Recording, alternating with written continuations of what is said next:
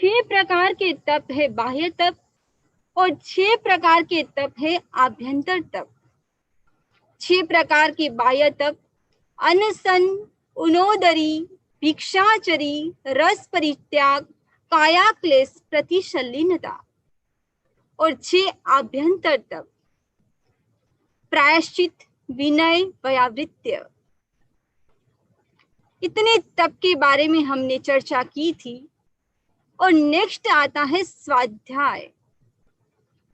प्रश्न किया गया, स्वाध्यायनम भन्ति जीवे किम जनयि? स्वाध्याय करने से जीव क्या प्राप्त करता है? तब भगवान ने कहा कि स्वाध्याय करने से जीव ज्ञानावरणीय कर्म का क्षय करता है। हमारे जीवन में महत्वपूर्ण एक पक्ष है तो वो है ज्ञान। जिस आदमी के जीवन में ज्ञान का अभाव होता है तो उसे एक प्रकार से अंधा माना जाता है। जो प्रज्ञा चक्षु होता है, जो अंधा होता है, उनके जीवन में बहुत सारी चीजें ऐसी होती हैं जिसको वो देख नहीं पाता है, जान नहीं पाता है। वैसे ही ज्ञानावरणीय कर्म का आवरण आता है तब व्यक्ति जान नहीं पाता है। जैन कर्मवाद के अनुसार 8 कर्म बताए गए हैं और 8 कर्म में सबसे पहला जो कर्म है वह है ज्ञानावरणीय कर्म। वो ज्ञानावरणीय वो कैसा है? आंख पर लगी पट्टी के समान है। आंख के ऊपर पट्टी लगा दी जाए तो व्यक्ति को सामने जो पदार्थ है वो दिखाई नहीं देते हैं। उसी प्रकार जब जीवन में ज्ञानावरणीय कर्म का उदय होता है तब व्यक्ति उसको जान नहीं पाता है। व्यक्ति का ये लक्ष्य होना चाहिए कि ज्ञान को प्राप्त करे। ज्ञान को प्राप्त कैसे किया जा सकता है? ज्ञान को प्राप्त करने के लिए जो हमारे कर्म है उस कर्म को कमजोर करना पड़ेगा। उसके लिए व्यक्ति को क्या करना चाहिए? स्वाध्याय करना चाहिए। अभी हमारा स्वाध्याय सप्ताह चल रहा है। ये काफी भाई बहन स्वाध्याय में जुड़े हुए हैं, अच्छी तरह स्वाध्याय कर रहे हैं। बुक्स के माध्यम से, इंटरनेट के माध्यम से अच्छा स्वाध्याय का क्रम चल रहा है। स्वाध्याय करने से क्या होता है? स्वाध्याय करने से व्यक्ति आत्मा के निकट पहुंचता है। आत्मा के निकट पहुंचने का मतलब है कि अध्यात्म के निकट जाना। अध्यात्म के निकट जाने के लिए अध्यात्म का स्वाध्याय करना जरूरी है। अच्छा है कि व्यक्ति पूर्ण रूप से क्या करे? अध्ययन करे। उसको स्वाध्याय कहा जाता है। स्वाध्याय का मतलब है पढ़ना और पढ़ाना। पढ़ाने से हमारे जो कर्म है वो पतले पड़ जाते हैं। शिक्षा का माध्यम है। स्कूल में शिक्षा प्राप्त करना, कॉलेज में शिक्षा प्राप्त करना, यूनिवर्सिटी में शिक्षा प्राप्त करना। व्यक्ति के जीवन में ज्ञान का अभाव होता है तो गलत धारणाओं को पकड़ लेता है, गलत कार्य भी कर सकता है। जब मनुष्य एजुकेटेड हो जाता है तो जो गलत धारणाएं हैं वो धारणाएं उनके मन से निकल जाती हैं। एक साधक के लिए स्वाध्याय को अमृत के समान माना गया है, क्योंकि साधक का काम है कि दूसरों को ज्ञान का दान देना। ज्ञान का दान। यदि साधक आगम का स्वाध्याय नहीं करेगा और उसको जानेगा नहीं, समझेगा नहीं, तब तक वो दूसरों को ज्ञान नहीं दे सकता है। इसलिए साधक के लिए जरूरी है कि वो स्वाध्याय करे और साथ साथ में गृहस्थ भी अपने ज्ञान को बढ़ाए, तत्व ज्ञान को बढ़ाए। उत्तरायण सूत्र के 36वें अध्ययन में एक श्लोक में आता है कि सुबह सुबह शिष्य क्या करता है, जब प्रातः काल उठता है, गुरु सन्निधि में पहुंचता है और गुरु सन्निधि में पहुंचने के बाद गुरु को वंदना करता है और गुरु को निवेदन करता है कि गुरुदेव, आप मुझे किस कार्य में जोड़ना चाहते हैं।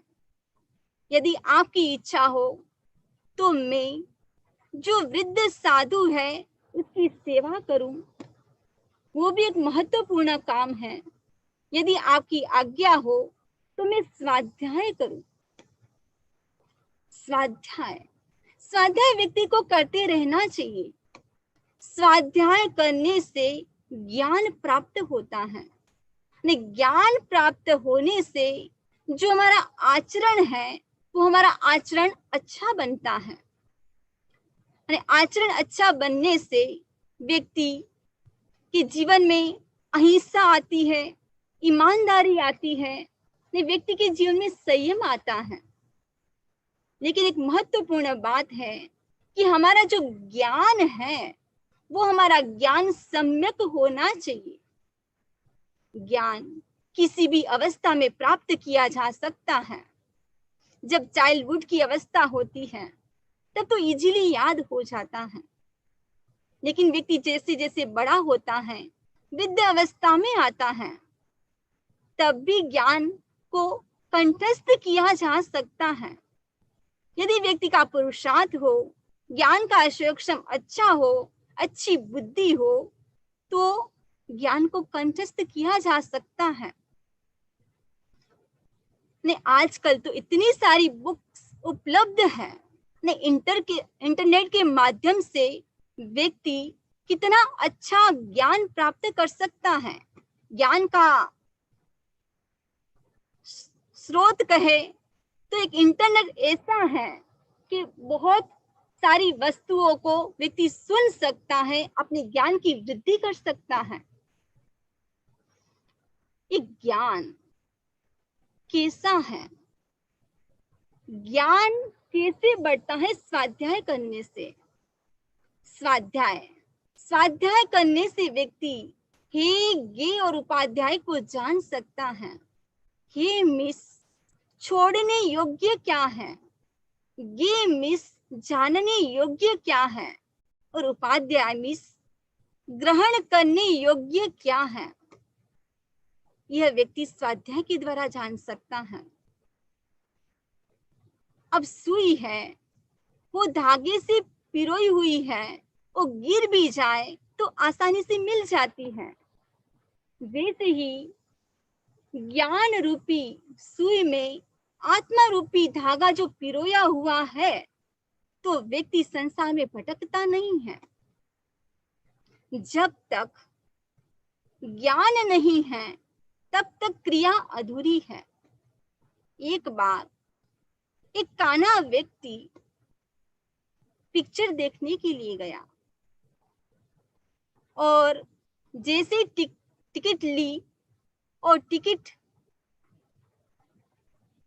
जैसे ली और जो टिकट जिसने दी उसने रुपए मांगे और जो काना व्यक्ति था उसने आधे रुपए दिए। तब जो टिकट मास्टर था उसने कहा कि ऐसा क्यों? उसने कहा मैं आधा ही दूंगा क्योंकि मेरे पास तो एक ही आंख है।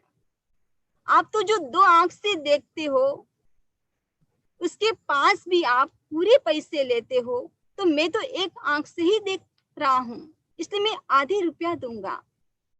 ये क्या है?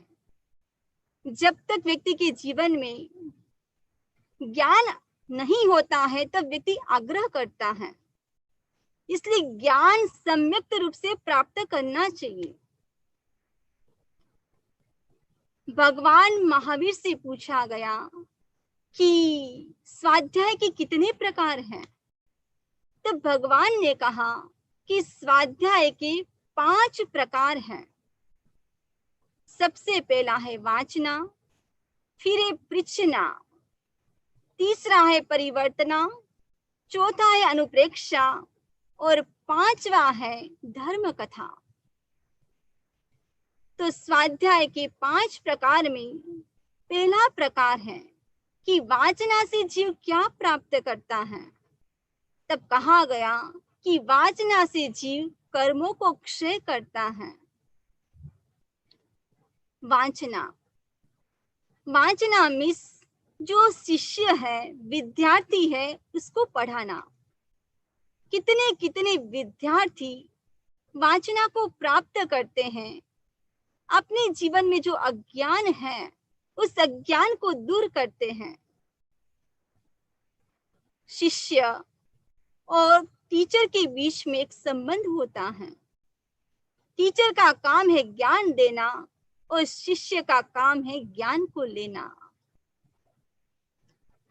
अब टीचर भी जो ज्ञान दे रहे हैं, लेकिन उनका उद्देश्य भी क्या होना चाहिए? पुनीत होना चाहिए।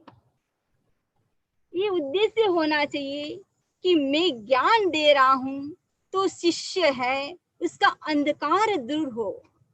इसीलिए तो जो टीचर है उसको भी गुरु कहा गया है। और जो टीचर है उसका ये लक्ष्य रहना चाहिए कि शिष्य के भीतर में जो अज्ञान है वो अज्ञान दूर हो, उसके भीतर ज्ञान प्रगटे, शिष्य का जीवन उज्जवल बने। जो टीचर है उसके जीवन में भी 3 बातें होनी चाहिए। एक तो शिष्टता होनी चाहिए, ज्ञान की योग्यता होनी चाहिए और ज्ञान दान देने की कर्मठता होनी चाहिए। टीचर का भी जीवन पुनीत होना चाहिए, अच्छा होना चाहिए। टीचर के जीवन को भी देखकर स्टूडेंट अपने व्यवहार को भी अच्छा बना सके, ऐसा जीवन होना चाहिए। एक ज्ञान कितना अच्छा माध्यम है। ज्ञान से व्यक्ति अपने अज्ञान को दूर करता है। ये जो ज्ञान है, शिष्य है तो भी उसके लिए क्या होना चाहिए? उसके अंदर अहंकार नहीं होना चाहिए। और साथ साथ में ज्ञान प्राप्त करना है तो विनम्रता होनी चाहिए। शिष्य के जीवन में प्रमाद नहीं होना चाहिए। ज्यादा समय मनोरंजन में व्यतीत नहीं करना चाहिए, नशा में नहीं करना चाहिए, जागरूक रहना चाहिए। यदि जागरूक है तो अच्छे से ज्ञान को प्राप्त कर सकता है। दूसरी बात है कि ऐसा प्रयास करना चाहिए कि हमारा जो जीवन है स्वस्थ रहे, बीमारी नहीं आए। यदि बीमार पड़ जाता है तो अच्छे से ज्ञान प्राप्त नहीं किया जा सकता है। तीसरी बात है कि योगासन, एक्सरसाइज करनी चाहिए। एक्सरसाइज करने से हमारा शरीर एक्टिव रहता है। चौथी बात है खाने का संयम होना चाहिए। यदि ज्यादा खाना खा लेते हैं तो क्या होता है? अच्छे से पढ़ाई नहीं होती है। और 5वीं बात है कि सुबह सुबह क्या होना चाहिए? भ्रमण होना चाहिए, वॉकिंग करनी चाहिए। ये शिष्य का जो जीवन है वो भी जागरूक जीवन होना चाहिए। अपने जीवन में श्रम करना चाहिए। एक बार एक युवक रात्रि के समय में तन्मयता के साथ पढ़ रहा था। ये मां सरस्वती प्रकट होती है। उसने देखा कि ये लड़का आधी रात को इतना श्रम कर रहा है। तब मां सरस्वती ने कहा, अब आप पढ़ना बंद करो, आप नहीं पढ़ोगे तो भी अच्छे मार्क्स से पास हो जाओगे। तब उस लड़के ने कहा कि मैं नहीं पढ़ूंगा, अच्छे मार्क्स से पास हो जाऊंगा, ये तो अच्छी बात है, लेकिन मुझे ऐसा वरदान नहीं चाहिए। यदि आपको देना ही है तो ऐसा वरदान दे जो मेरा दीपक जल रहा है उसके अंदर घी डाल दे, वो जलता रहे और मैं श्रम करता रहूं। यानी ज्ञान प्राप्त करने के लिए व्यक्ति को क्या करना चाहिए? श्रम करना चाहिए। वांचना मीन्स पढ़ना। क्या पढ़ना? न्यूज़पेपर पढ़ना, नॉवेल्स पढ़ना, कॉमिक्स पढ़ना। हो सकता है कि ये पढ़ने से भी कोई ऐसी बात आपके दिल में टच कर जाए कि परिवर्तन हो जाए, लेकिन मूल कहने की बात है कि सत्य साहित्य पढ़ना चाहिए। गुरुदेव फरमाते थे कि व्यक्ति को पढ़ना चाहिए। साधुओं को कहते पढ़ो, तो साधु कहते क्या पढ़े? एक समय था इतनी सारी बुक्स उपलब्ध नहीं थी, आज इतनी सारी बुक्स उपलब्ध है, तो व्यक्ति सोचता है क्या क्या पढ़े। वांचना यानी स्वाध्याय करना, पढ़ना और पढ़ाना। हमारे जो आगम है काफी उपलब्ध नहीं है, वो भी स्वाध्याय नहीं करने के कारण, और काफी आगम उपलब्ध है वो भी स्वाध्याय करने के कारण ही तो उपलब्ध है। एक प्रसंग आप लोगों को ज्ञात होगा, भगवान महावीर के निर्वाण के बाद जब दूसरी शताब्दी चल रही थी, उस समय 12 वर्ष का दुष्काल पड़ा और उस समय साधु समुद्र के किनारे चले गए और 12 वर्ष वापिस कंप्लीट हुए। तब जब सुरभिक्ष आया तब सब संत इकट्ठे होते हैं, कितने तो शुद्ध केवली स्वर्गवास को प्राप्त हो गए और जितने भी साधु बचे हुए थे और उनके पास जो ज्ञान था, कुछ उद्देश्य, उसको इकट्ठा किया गया। जो अग्रणी साधु थे उसको इकट्ठा किया। 11 अंगों का तो जो ज्ञान था उसको तो इकट्ठा किया गया, लेकिन जो दृष्टिवाद नाम का जो आगम था उसका ज्ञान किसी के पास नहीं था। एक बचे थे भद्रबाहु स्वामी, जो नेपाल में साधना करने के लिए गए हुए थे। तो संघ ने 2 शिष्यों को भेजा और कहा कि जाओ उनको कहो कि यहाँ पर आए और वांचना दे। और जैसी 2 शिष्य वहां पर पहुंचते हैं और भद्रबाहु स्वामी ने कहा कि पहले तो दुर्भिक्ष था, मैं महाप्राण की साधना में संलग्न नहीं हुआ था, अब सुरभिक्ष हुआ है, मैंने महाप्राण की साधना स्टार्ट कर दी है, इसलिए मैं आ नहीं सकता। वापिस 2 मुनि वापिस पहुंचते हैं। वापिस संघ ने 2 मुनियों को भेजा और कहा कि जाओ, और वापिस निवेदन किया कि जो संघ की आज्ञा है उसको स्वीकार नहीं करते हैं, उसके लिए क्या प्रायश्चित मिलता है? तब भद्रबाहु ने कहा उसका प्रायश्चित है कि उसको संघ से बहिष्कृत किया जाता है, लेकिन मैं नहीं चाहता हूं कि मुझे संघ से बहिष्कृत करे। ऐसे मेधावी शिष्यों को भेजा जाए, मैं उनको प्रतिदिन 7 वाचनाएं दूंगा। वापिस 2 शिष्य पहुंचते हैं और जैसे संदेश को प्राप्त किया और 500 शिष्यों को भेजा गया स्थूलीभद्र के साथ। सब वाचना ले रहे हैं। धीरे धीरे करते करते 1, 2, 3 महीने में तो सब शिष्य वापिस पाटलिपुत्र चले जाते हैं। एक बचे स्थूलीभद्र। तब भद्रबाहु स्वामी ने कहा कि आप खिन्न तो नहीं हो रहे हो?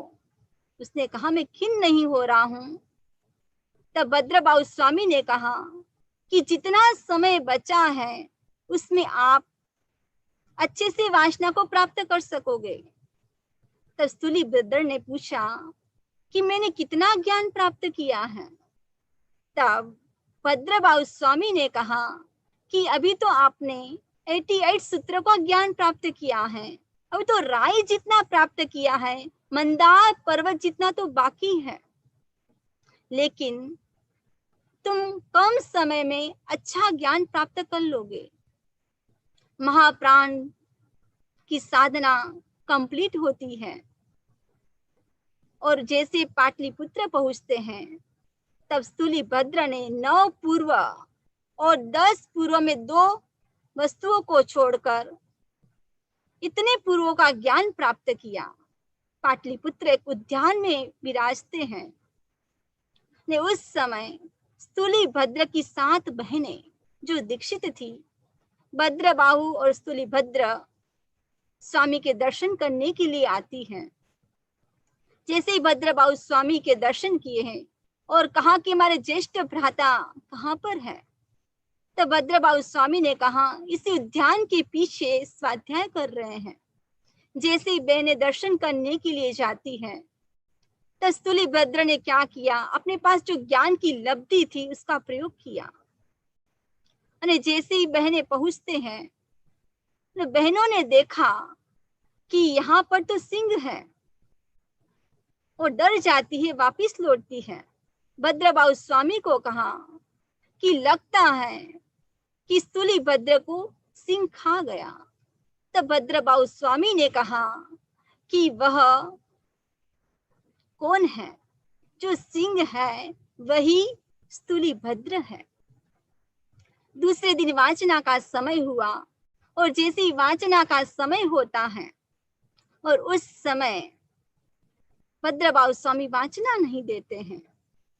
स्थूलीभद्र ने सोचा, चिंतन किया, क्या बात है। चिंतन करते करते पता चला कि कल की घटना के कारण मुझे ज्ञान प्राप्त नहीं हो रहा है। तब कहा कि आगे से मैं ऐसा नहीं करूंगा। तब भद्रबाहु ने कहा तुम तो नहीं करोगे, लेकिन आने वाली पीढ़ी ऐसा करेगी। बहुत अनुग्रह विनय किया। तब भद्रबाहु स्वामी ने सूत्र तो बताए लेकिन उसका अर्थ नहीं बताया। 10 पूर्वों का जो ज्ञान था उसमें 2 वस्तु कम, उसका जो ज्ञान आगे भी चला। 4 वाचनाएं हुई। सबसे पहली वाचना हुई भद्रबाहु स्वामी के समय में पाटलिपुत्र में, वीर निर्वाण की दूसरी शताब्दी में हुई। दूसरी वाचना स्कंदिलाचार्य की माथुरी वाचना वीर निर्वाण की 9वीं शताब्दी में हुई।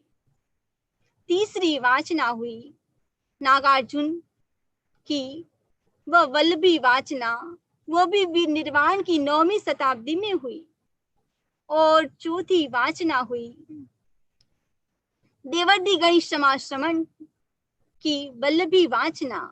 आज जो भी आगम उपलब्ध है वह है देवर्षि गणेशमाश्रमण, जो है जिन्होंने लिपिबद्ध किया है वो आगम उनकी कृपा से उपलब्ध है। वाचना वाचना के बाद स्वाध्याय का दूसरा प्रकार है पूछना। अब भगवान से पूछा गया कि पूछने से व्यक्ति क्या प्राप्त करता है। तब भगवान ने कहा कि सूत्र और अर्थ के बारे में जो शंका है उसका निवारण करता है, अध्ययन करता है। उस समय पढ़ने का जितना महत्व होता है उतना ही महत्व क्वेश्चन पूछने का होता है। जो स्टूडेंट ज्यादा क्वेश्चन करता है उसको प्रतिभावान माना जाता है। जो सर्वज्ञ होते हैं वो सब कुछ जानते हैं, वो प्रश्न नहीं करते हैं। दूसरा वह व्यक्ति प्रश्न नहीं करता है जो ना समझ है, बिल्कुल नहीं जानता है, वो प्रश्न नहीं करता है। कभी कभी तो ऐसा भी होता है कि व्यक्ति शर्म के कारण या दूसरे कोई भी कारण हो सकते हैं, उसके कारण प्रश्न नहीं करते हैं। लेकिन व्यक्ति को क्या करना चाहिए? व्यक्ति को प्रश्न करना चाहिए। इस उत्तराध्ययन सूत्र के 29 के अध्ययन में प्रश्नों का क्रम चला है। 70 से ज्यादा प्रश्न पूछे गए। प्रश्न करने से व्यक्ति कहां से कहां तक पहुंच जाता है। हम व्यवहार के जीवन में देखें, यदि व्यक्ति किसी का एड्रेस पता नहीं है तो पूछने से व्यक्ति सही स्थान को प्राप्त कर सकता है। पूछने से व्यक्ति अमेरिका से इंडिया और इंडिया से अमेरिका पहुंच सकता है। पूछने से ज्ञान का विकास होता है। लेकिन पूछने का उद्देश्य क्या होना चाहिए? बस ये होना चाहिए, ज्ञान की प्राप्ति के लिए पूछना चाहिए, किसी अलग भावना से नहीं पूछना चाहिए। पूछे तो विनम्रता के साथ पूछना चाहिए। पूछना एक अच्छा माध्यम है। जो हमारी अज्ञानता है वो अज्ञानता दूर होती है। कभी कभी तो क्या होता है कि ज्ञान अविकसित होता है, तब अध्यात्म जीवन में भी कठिनाई उत्पन्न हो सकती है और व्यवहारिक जीवन में भी कठिनाई उपस्थित हो सकती है। एक बार एक ग्रामीण शहर की एक होटल में ठहरता है और पहली बार होटल में ठहरने का काम पड़ा। रात्रि का समय था, बल्ब चल रहा था। जैसे ही सूर्योदय हुआ, सनराइज हुआ, उस युवक बल्ब के पास जाता है और उसको फूंक मारता है बंद करने के लिए। तब उसने सोचा कि क्या बात है कि हमारे गांव का दिया तो कितना अच्छा है कि फूंक मारने से बंद हो जाता है, लेकिन ये शहर का दिया कुछ जिद्दी लग रहा है कि फूंक मारने से भी बंद नहीं होता है। अब इस युवक को पता नहीं कि दिया नहीं, ये बल्ब है। वो फूंक मारने से बंद नहीं होगा, वो तो स्विच ऑफ करने से बंद होगा। ज्ञान ऐसा है, ज्ञान प्राप्त करने से व्यक्ति अपने अज्ञान को मिटा सकता है, अंधकार को मिटा सकता है और ज्ञान को प्राप्त कर सकता है। जब भी मन में जिज्ञासा हो तब क्या करना चाहिए? प्रश्न पूछना चाहिए। कौशाम्बी नगरी में जयंती नाम की एक श्राविका, प्रसिद्ध श्राविका रहती थी और वह सहस्त्रानिक राजा की पुत्री देखने में बहुत सुंदर थी और साथ साथ में तत्वज्ञा थी। भगवान महावीर के साधु साध्वियों को सयातर का प्रथम लाभ देने वाली, प्रथम बार यानी पहली बार प्रार्थना करने वाली सयातर। 9 प्रकार के दान बताए गए हैं, पुण्य बताए गए हैं। अन्न पुण्य, पान पुण्य, लयन पुण्य, शयन पुण्य, वस्त्र पुण्य, मन पुण्य, वचन पुण्य, काया पुण्य और नमस्कार पुण्य। उसमें जो तीसरा है पुण्य, वह है लयन पुण्य। लयन मीन्स जो स्थान है, मकान है, उसका दान देना। वो कैसे हो सकता है? हमारे जेबी सेंटर के प्रेसिडेंट अशोक भाई, जैसे उनको पता चला जो पिछले साल गुरुदेव उनके गांव में विराजने वाले हैं, तो वो भी क्या करते हैं, अमेरिका से इंडिया पहुंचे और उनके घर में बड़े महाराज के साथ जितने भी साध्वियां थी, उनके घर में रात्रि में प्रवास किया, यानी सयातर का लाभ मिला। उसको कहा जाता है सयातर। तो जो जयंती श्राविका थी वो प्रथम थी, भगवान महावीर के साधु साध्वियों को सयातर का लाभ लेने वाली। जयंती श्राविका समय समय पर भगवान की सन्निधि में पहुंचती और जो जिज्ञासा होती उसका समाधान करती, और भगवान उनको जो क्वेश्चन होते उनको अच्छी तरह उत्तर भी देते। जयंती श्राविका वह नगर के बाहर उनका मकान था, इसलिए जो भी साधु साध्वी आते तो उसको अच्छा लाभ मिलता था। वह 9 तत्व को जानने वाली श्राविका और भगवान महावीर से प्रश्न पूछती और समाधान प्राप्त करती है। प्रश्न पूछा कि जीव भारी कैसे होता है? तब भगवान ने कहा कि प्राणातिपात, मृषावाद आदि प्रकार की क्रिया करने से व्यक्ति क्या होता है? कर्मों से भारी होता है। तब जयंती ने दूसरा प्रश्न पूछा कि भंते जीव हल्का कैसे होता है? तब भगवान ने कहा कि प्राणातिपात, मूर्छावाद, अदत्तादान जो आदि है उससे व्यक्ति विरत होता है, तब व्यक्ति कर्मों से हल्का होता है। प्रश्न के ऊपर प्रश्न पूछ रही है जयंती श्राविका। प्रश्न पूछा कि जीव का सोना अच्छा या जागना अच्छा? तब भगवान ने कहा कुछ जीव का सोना अच्छा, कुछ जीव का जागना अच्छा। भगवान ये किस अपेक्षा से कह रहे हो? तब भगवान ने कहा जो अधार्मिक है उन जीवों का तो सोना अच्छा, क्योंकि वह क्रूर है, अधार्मिक प्रवृत्ति करते हैं, और जो धार्मिक है उन जीवों का जागना अच्छा, क्योंकि वो धर्म में नियुक्त रहते हैं। इस प्रकार जयंती श्राविका ने जीव के भव्यता अभव्यता के बारे में गंभीरता से प्रश्न पूछे, और जयंती श्राविका ने अपने समाधान को प्राप्त किया। और साथ साथ में जो समवसर में जितने भी व्यक्ति उपस्थित थे उनको भी उनका ज्ञान प्राप्त हुआ।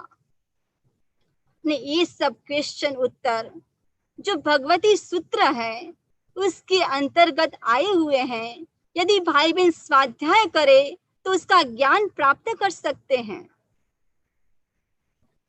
स्वाध्याय स्वाध्याय का तीसरा प्रकार है परिवर्तना। पूछा गया कि परिवर्तना से जीव क्या प्राप्त करता है? परिवर्तना करना यानी जो परिवर्तना करता है उससे जो स्मृति में है जो ज्ञान उसको तो परिपक्व करता है, उसको पक्का करता है। नहीं, जो ज्ञान भूल गया है उसको वापिस क्या करता है? रिकॉल करता है। एक समय था, प्राचीन समय में साधु साध्वी थे, उनको कितने श्लोक कंठस्थ होते थे, कंठ के ऊपर होते थे, स्मृति में होते थे। आज भी वही परंपरा चलती है कि साधु साध्वी आगम को कंठस्थ करते हैं। परिवर्तना करना जरूरी है।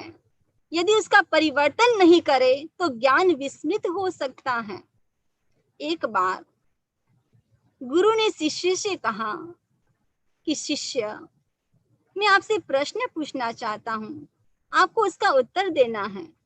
मेरे प्रश्न बहुत हो सकते हैं लेकिन आपका उत्तर एक ही होना चाहिए। तब शिष्य ने कहा, गुरुदेव ऐसे कौन से प्रश्न हैं, आप पूछिए। तब गुरु ने काव्य की भाषा में पूछा, पान सड़े घोड़ों अड़े, विद्या विसर जाए, रोटी जले अंगार पर, कहो चेला किण न्याय। पान क्यों सड़ते हैं? घोड़ा क्यों अड़ जाता है? विद्या विस्मृत क्यों हो जाती है? रोटी क्यों जल जाती है? इसका कारण क्या है? मैं आपसे पूछूं, आप चिंतन करें। हो सकता है कि काफी भाई बहन को इनका आंसर आता हो, या काफी को नहीं भी आता हो, लेकिन शिष्य था, बहुत चतुर था, बुद्धिमान था। उसने कहा, इस 4 जो प्रश्न पूछे गए हैं उनका एक आंसर है फेरा नहीं। यदि जो पान है, यदि पान को फेरा नहीं जाता है तो पान भी सड़ जाता है। जो घोड़ा है, यदि आप घोड़े को घुमाओगे नहीं, यदि वो घूमेगा नहीं, उसका अभ्यास नहीं होगा, तो तेज दौड़ नहीं पाएगा।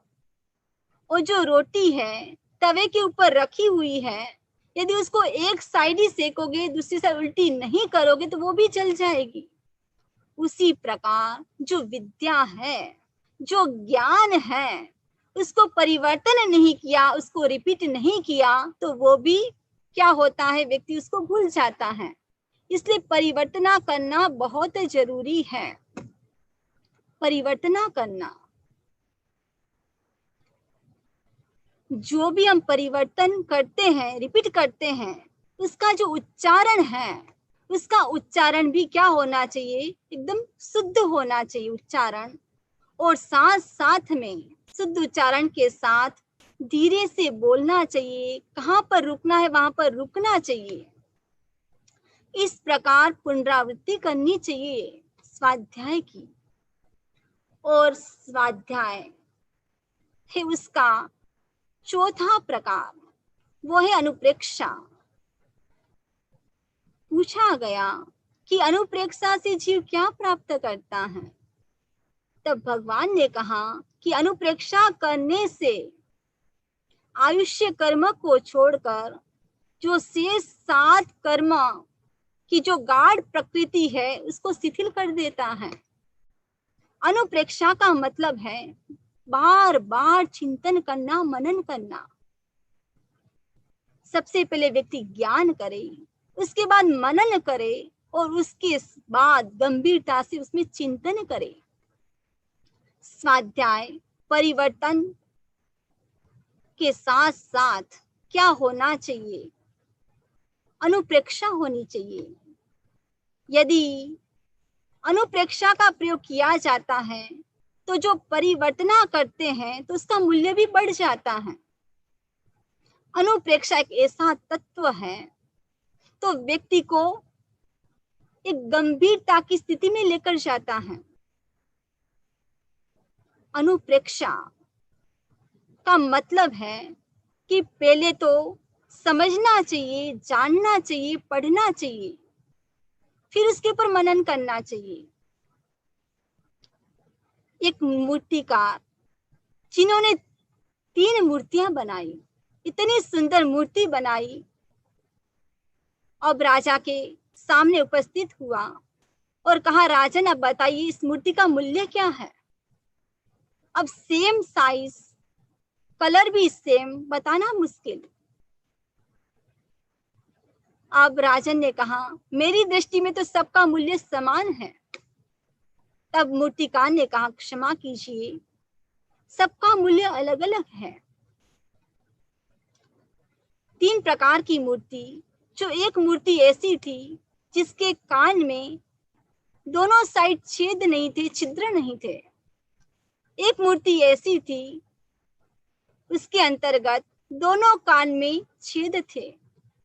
एक मूर्ति ऐसी थी तीसरी, जिसमें दोनों साइड छेद तो थे, लेकिन वो एक साइड से दूसरे साइड नहीं जा सकते थे, वो भीतर चले जाते थे।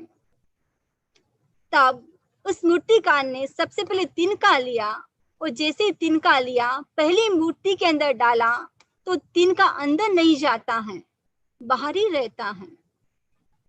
तब कहा कि इस मूर्ति का मूल्य है कि $50। और दूसरा तिनका लिया और दूसरी मूर्ति के कान में डाला, एक कान में डाला और दूसरे कान से निकल गया। कहा कि इसका मूल्य है $500। और तीसरा तिनका लिया और तीसरी मूर्ति के कान में डाला, वो तिनका जैसे कान में डाला और भीतर चला जाता है। तब कहा कि इस मूर्ति का मूल्य है $5000। आप भी समझ गए होंगे। श्रोता भी 3 प्रकार के होते हैं। एक श्रोता ऐसे होते हैं जो प्रवचन सुनते तो है लेकिन उसका मन इधर उधर रहता है। दूसरे प्रकार के श्रोता वह होते हैं कि प्रवचन सुनते हैं लेकिन एक कान से सुनते हैं, दूसरे कान से निकाल देते हैं। और तीसरे प्रकार के वह श्रोता होते हैं, प्रवचन सुनते हैं और भीतर चला जाता है, उसके ऊपर चिंतन करते हैं, मनन करते हैं। ये क्या है? चिंतन मनन करना ही अनुप्रेक्षा है। प्रेक्षा ध्यान के भी बहुत सारे प्रयोग बताए हैं। इसके अंदर भी एक प्रयोग आता है अनुप्रेक्षा। बहुत प्रकार की अनुप्रेक्षाएं हैं। अभय की अनुप्रेक्षा, मैत्री की अनुप्रेक्षा, सामंजस्य की अनुप्रेक्षा, अनित्य की अनुप्रेक्षा। ये अनुप्रेक्षा क्या है? जो हमारी दुर्वृत्तियां हैं, ऑटो सजेशन के द्वारा उसको दूर किया जाता है। स्वाध्याय, उस स्वाध्याय का 5वां प्रकार है धर्म कथा। पूछा गया कि धर्म कथा से जीव क्या प्राप्त करता है? तब भगवान ने कहा, धर्म कथा से जीव कर्मों को क्षय करता है और साथ साथ में प्रवचन की प्रभावना करता है। और प्रवचन की प्रभावना करने से ऐसे कल्याणकारी जो कर्म फल का अर्जन करता है। धर्म कथा स्वाध्याय का 5वां प्रकार है। धर्म कथा का मतलब है कि ज्ञान को प्राप्त करना अध्ययन के माध्यम से और इस ज्ञान को दूसरों को बांटना, इसको कहा जाता है धर्म कथा। प्रवचन करना, स्वाध्याय करना, ये क्या है? धर्म कथा है। जो गुफाओं में रहते हैं, जो एकांतवास में रहते हैं, जो मौन में रहते हैं, ध्यान में रहते हैं, वो तो प्रवचन नहीं कर सकते हैं। लेकिन जो समाज में रहते हैं, व्यवहार के स्थल पर रहते हैं, वो साधु साध्वी भी क्या करते हैं? प्रवचन करते हैं। प्रवचन करना, प्रवचन करने से क्या होता है कि व्यक्ति अपने कर्मों की निर्जरा करता है और जो पाप है उस पाप को कम कर देता है। धर्म कथा करने से करने वाले को भी लाभ होता है और सुनने वाले को भी कितना लाभ होता है। ये इसका उद्देश्य सही है तो 1 घंटा, आधा घंटा, जितनी देर भी आप स्वाध्याय कर रहे हो, प्रवचन सुन रहे हो, यदि आप इस समय सुनते नहीं, घर की दूसरी एक्टिविटी करते, तो आप सावध्यकारी प्रवृत्ति करते, कर्मों का बंधन करते। लेकिन इस समय आप शुभ योग में हो। और स्वाध्याय करने से क्या होता है कि व्यक्ति के ज्ञान में वृद्धि होती है, ज्ञान की पुष्टि होती है। स्वाध्याय करने से कि कैसे बोलना चाहिए, कैसे शुद्ध उच्चारण करना चाहिए, उसका भी ज्ञान प्राप्त होता है। चौथी बात है, व्यवहारिक जीवन में कोई ऐसी समस्याएं हैं और स्वाध्याय करते करते हो सकता है कि जो समस्या है उसका समाधान भी प्राप्त हो जाता है। और 5वीं बात है कि धर्म कथा से क्या होता है? संवेग प्राप्त होता है। कभी कभी व्यक्ति के मन में वैराग्य के भाव भी जागृत हो जाते हैं। पर मूल बात है कि जब भी सुने, जागरूकता के साथ सुने। यदि व्यक्ति तन्मय होकर नहीं सुनता है तो जितना लाभ मिलना चाहिए उतना लाभ नहीं होता है। एक बार एक सन्यासी, वो क्या कर रहा था कि रामायण के ऊपर प्रवचन कर रहे थे और प्रवचन करते करते 4 महीने कंप्लीट हो जाते हैं। और एक व्यक्ति ने कहा कि मैं आपका प्रिय श्रोता हूं, मैंने आपके प्रवचन सुने हैं, लेकिन मेरी एक जिज्ञासा है, आप उसका समाधान कीजिए। तब सन्यासी ने कहा कि आपकी कौन सी जिज्ञासा है? तब उस व्यक्ति ने कहा कि आप ये बताइए, इस रामायण के अंदर राक्षस कौन था, राम था या रावण? अब सन्यासी जी भी थोड़े मूड में थे। तब उसने कहा, राक्षस न तो राम था तो ना रावण था, या तो तुम थे या तो मैं था। कहने का मतलब है कि 4 महीने प्रवचन किया, यदि उन्होंने अच्छे से नहीं सुना तो जो लाभ मिलना चाहिए उतना लाभ नहीं मिलता है। इसलिए जब भी सुने तन्मय होकर सुने। स्वाध्याय के 5 प्रकार बताए गए हैं। सबसे पहला प्रकार है वाचना। वाचना मीन्स पढ़ना और पढ़ाना। स्वाध्याय का क्रम चल रहा है, ने काफी भाई बहन स्वाध्याय कर रहे हैं बुक्स के माध्यम से, इंटरनेट के माध्यम से। ये क्या है? वाचना। दूसरा है पूछना। यदि आपने पढ़ा है, यदि कुछ समझ में नहीं आया है, तो आपको ऐसा लगे कि आपसे भी कोई ज्ञानी है, उससे आप क्वेश्चन कर सकते हो, जिज्ञासा का समाधान प्राप्त कर सकते हो। तीसरी बात है परिवर्तन करना, यानी आपने जो पढ़ा है उसको पुनरावृत्ति कीजिए, उसको वापस रिपीट कीजिए। और उसके बाद है अनुप्रेक्षा, उसके ऊपर चिंतन मनन कीजिए। और उसके बाद धर्म कथा। यदि आपने ज्ञान को प्राप्त किया है तो उस ज्ञान को भी एक दूसरे के सामने आप क्या कीजिए? शेयर कीजिए, उसको बांटिए। इस प्रकार स्वाध्याय के 5 प्रकार बताए गए हैं। स्वाध्याय करने से व्यक्ति क्या करता है? अपने एक भव को कम कर देता है और मोक्ष के निकट पहुंच जाता है। स्वाध्याय की प्रेरणा मिलने से व्यक्ति की दिशा से दशा बदल जाती है। स्वाध्याय का अपने जीवन में बहुत बड़ा महत्व है। स्वाध्याय के समान